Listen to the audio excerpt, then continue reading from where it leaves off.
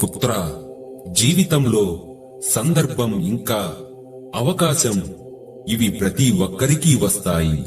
కాని ఇవి వచ్చాయి కాబట్టి నీవు ఏమి చేసినా సరిపోతుంది అని భావించినట్లయితే అటువంటి వాడు ఉత్తముడు ఎలా అవుతాడు?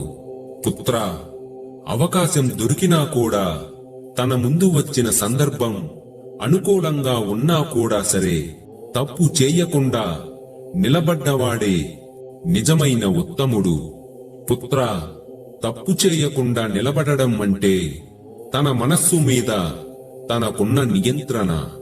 అవకాశం వచ్చినప్పుడు కూడా ధర్మాన్ని విడిచిపెట్టకుండా ఉండడం అంటే అదే అతనికున్న విలువైన బలం.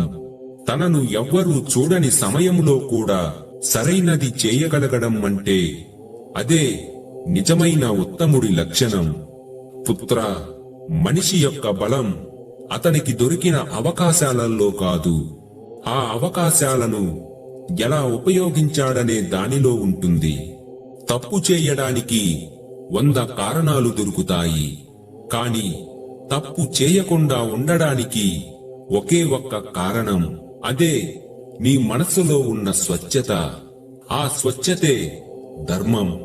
మనిషిని సాధారణుడి నుండి ఉత్తముడిగా ఎదిగిస్తుంది.